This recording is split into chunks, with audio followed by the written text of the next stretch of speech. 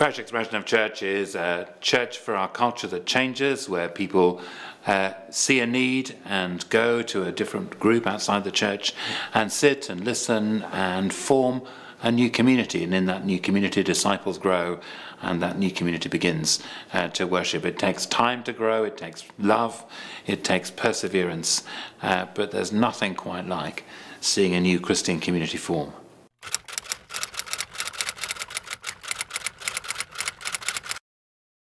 It's a very good question, how we can call things churches which don't particularly look like churches. And I think to answer it, you have to ask the question, what is a church? And to go back to the Bible and do some digging and discover, for me, a Christian community, a church, is what Jesus called the disciples to be. Jesus called the disciples to be with him and to be sent out. So a Christian church is a group of people who come together to be with Jesus and go out and serve God in the whole of their lives. And once you have that kind of definition, then it's easy to discern church in many different places and contexts. You have people meeting with the risen Christ and exploring and deepening that relationship with each other. Those are the essential things, and some of the things that we think of as church, wooden benches, stone buildings, someone in robes at the front, become less important.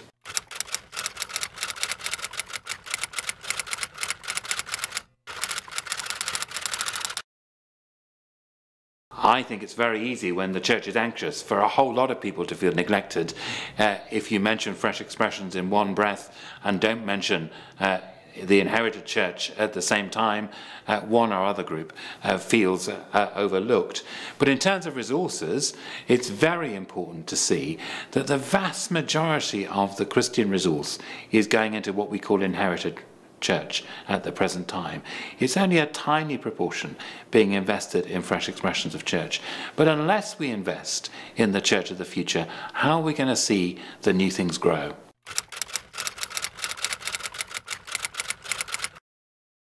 It's fascinating where we're seeing growth in the Church of England at the present time. On the one hand, it's in our cathedral congregations, which are growing significantly. On the other hand, it's in fresh expressions of church. Our midweek congregations overall have grown by 40% in the last 5 years. Very, very significant. And both cathedrals and fresh expressions are 7-day-a-week enterprises. It's not just church on Sunday mornings anymore.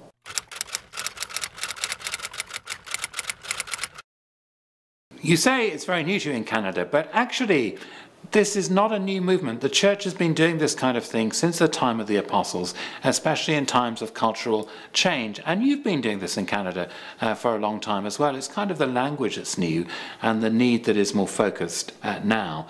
But I would say with any new thing, it's not the outward branding or badging that makes a difference. It's the inner changes of heart.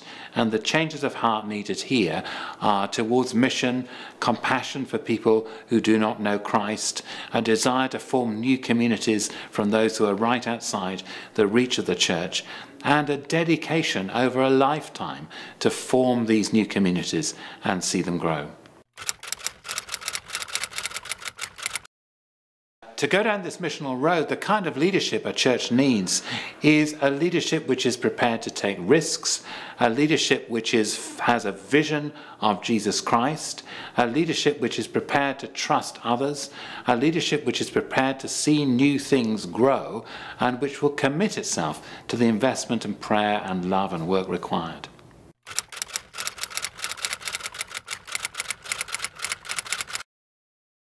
It can often feel for the church today that we are lost and wandering through unfamiliar territory.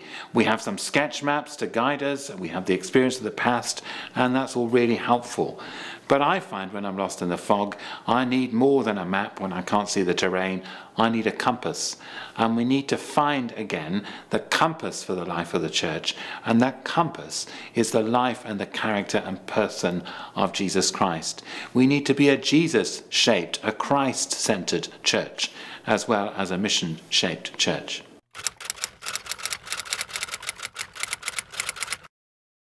They look like all kinds of different things actually, and we're in a situation where lots of flowers are blooming.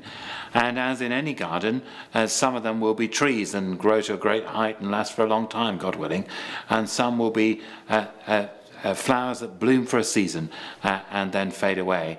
So in the Diocese of Sheffield, we've got some very substantial church plants and fresh expressions growing, which are really exciting and interesting, which are among the largest churches already in the country, and I'm sure will become much larger over the next 10 years. Missional communities of young adults. We also have scores of new communities growing, started by local parishes, just ordinary communities meeting on a Thursday afternoon for this or that group of people to explore spirituality. Every so often when I'm driving around Sheffield, I'll see one of our parish churches has put up a sign outside advertising a new kind of service on a Wednesday afternoon or a Friday morning.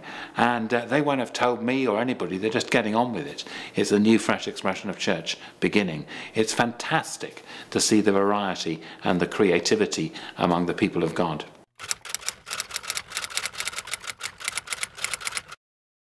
Do you have to do all this yourself as a rector?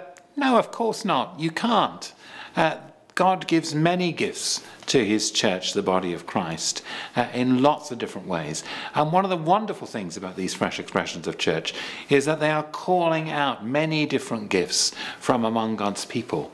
And actually, nor does it mean that the people who are already doing everything in the church get to do even more, because the kinds of people who are longing to do fresh expressions of church are exactly not the people who are already doing everything in the life of the church. They're the people who have a thirst and a hunger and a desire to do stuff outside the church and to form new communities. So by and large, these new communities are calling out different gifts and fresh energy, not putting more on the same people.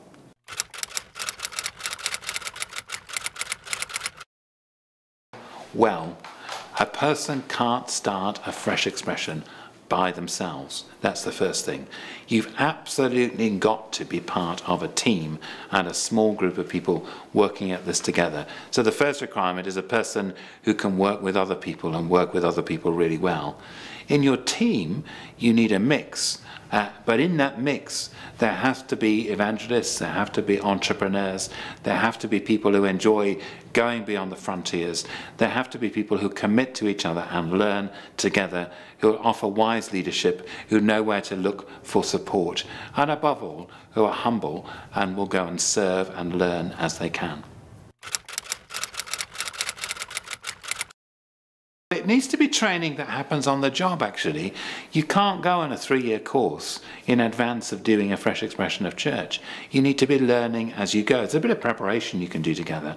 But the best training on offer, absolutely, I'd commend the Mission Shaped Ministry course, which is now being developed by Fresh Expressions Canada. If you and your team are looking for the right kind of training to prepare you for your fresh expression, then sign up to that course today.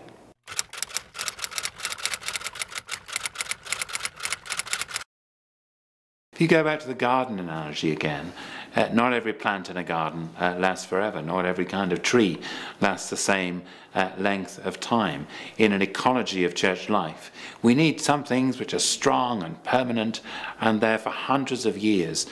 In the Diocese of Sheffield, since I became bishop, I've presided at 2 900th anniversaries of parish churches. That's a considerable history there. But we also need communities which are going to be, you know, for that moment and that time, for a generation of young people, for a particular group of young adults as they grow up together, for a community of elderly people who've retired at the same time and need to explore faith together.